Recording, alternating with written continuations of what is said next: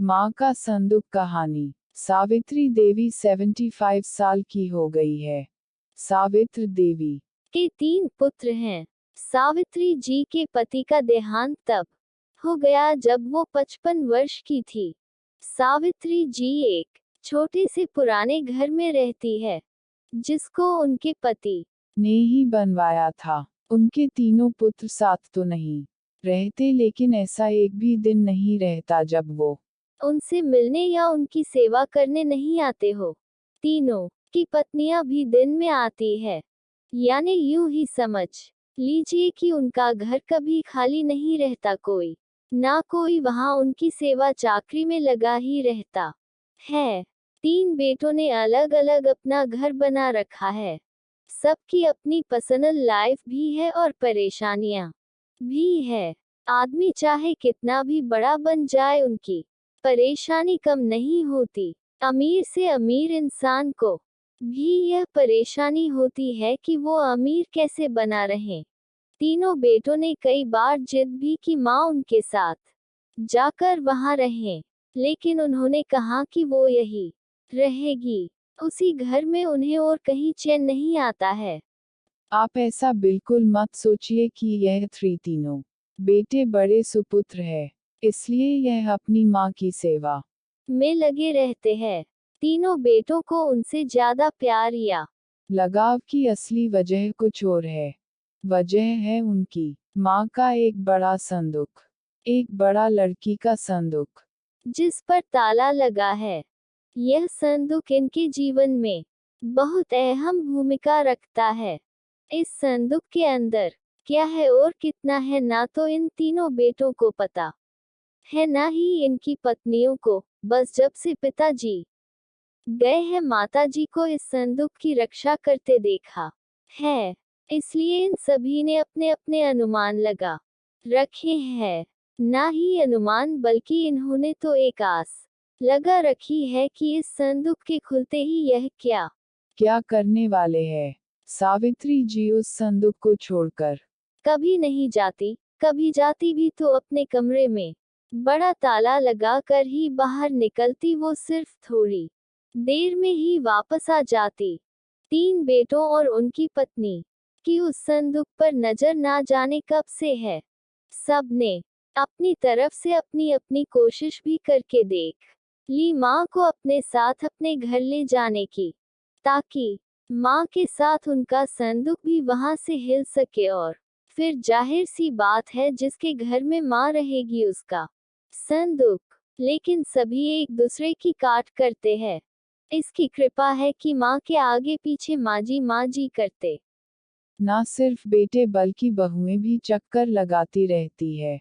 लेकिन सावित्री जी भी भली भांति अपने बेटों को समझती है। वो जानती है कि उनकी इतनी सेवा क्यों हो रही है। उनकी सेवा उनके संदूक के कारण हो रही है।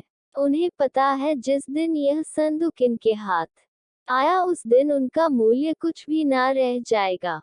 तीनों भाइयों और उनकी पत्नियों में यह बातें है कि माँ के पास ना सिर्फ उनका सोना है, बल्कि उनकी सांस का सोना भी इसी संदूक में है। माँ इसलिए इस संदूक की इतनी हिफाजत करती है। सभी अपनी अपनी कहानियां बनाकर बैठे हैं। किसी का दावा है कि उन्होंने संदूक को एक बार उठाकर देखा है, वो बहुत भारी है। माँ के कमरे में इन बहुओं ने कई बार सफाई के बहाने संदूक के पास जाने की कोशिश की, लेकिन माँ जी ने उन्हें बार बार टोका और कहा कि इस संदूक से अभी दूर रहो। समय आने पर इस संदूक में क्या है, तुम्हें अपने आप ही पता चल जाएगा।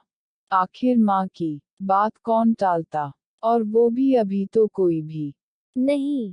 बस उस समय के इंतजार में यह सब माँ का अच्छा बेटा और अच्छी बहू बनने की कोशिश कर रहे हैं।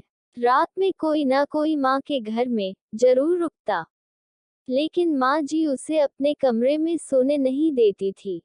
इस तरह सावित्री जी ने इस संदूक के सहारे 20 साल निकाल दिए। एक दिन माँ जी तबीयत ठीक नहीं थी। अक्सर जब तबीयत बिगड़ जाया करती, थी तब उनके बेटे उन्हें अस्पताल ले जाने का कहते थे, लेकिन वो उसके लिए भी राजी नहीं होती थी। वो कहती थी कि डॉक्टर को यही बुलवा लो। उनके बेटे ऐसा ही करते थे। इस बार जब उनकी तबीयत खराब हुई तो डॉक्टर ने कहा कि उन्हें अस्पताल में एडमिट करना ही होगा वरना उनकी हालत खराब हो सकती है। और फिर उम्र भी बढ़ती जा रही है, आखिर कब तक यह शरीर साथ देगा। डॉक्टर के यह जवाब देने पर तीनों भाइयों को डैक से ज्यादा उत्साह दिखाई दिया। उनकी पत्नियों की आंखों की चमक साफ दिखाई दे रही थी।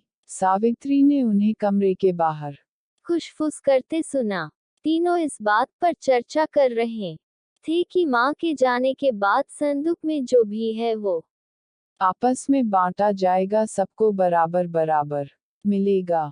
सावित्री जी ने जब यह सुना तो उनको अंदाजा लग गया कि अब समय हो गया है इन सबको यह बताने का कि आखिर इस संदूक में क्या है।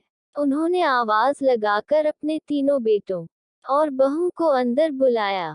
सबने आते ही कहा, माँ, अस्पताल चलते हैं, आप वहां जाकर ही ठीक होगी।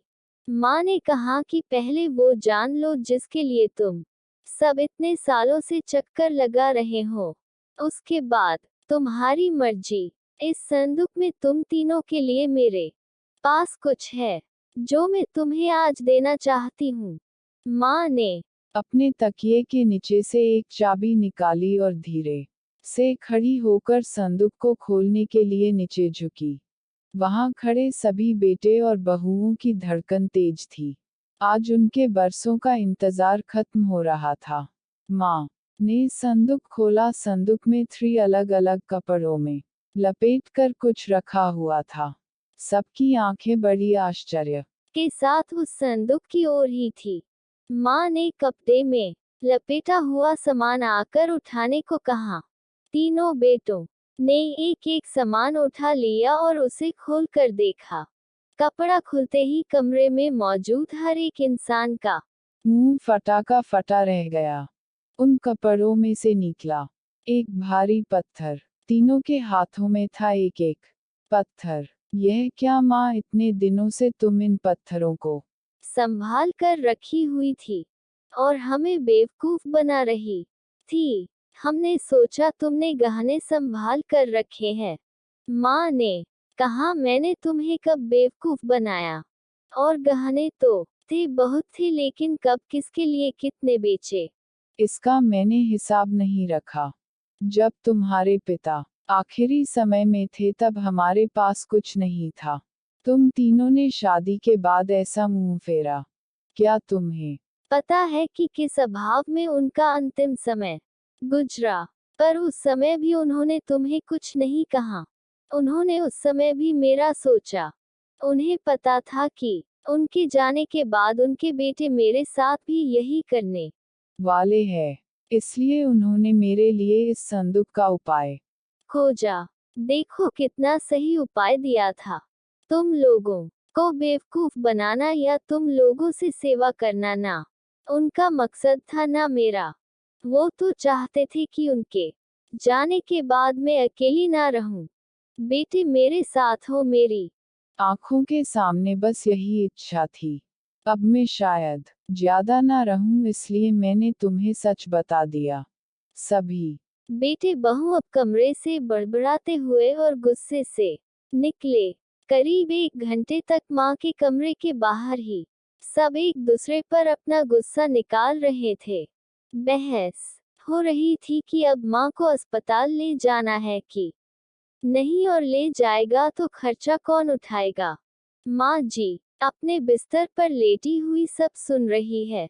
आपको यह कैसी लगी हमें कमेंट कर जरूर बताएं। इसी तरह की अच्छी कहानियाँ आप यहाँ पर सुन सकते हैं और ऐसी ही कहानी सुनने के लिए हमारी वीडियो को लाइक और सब्सक्राइब जरूर कीजिए।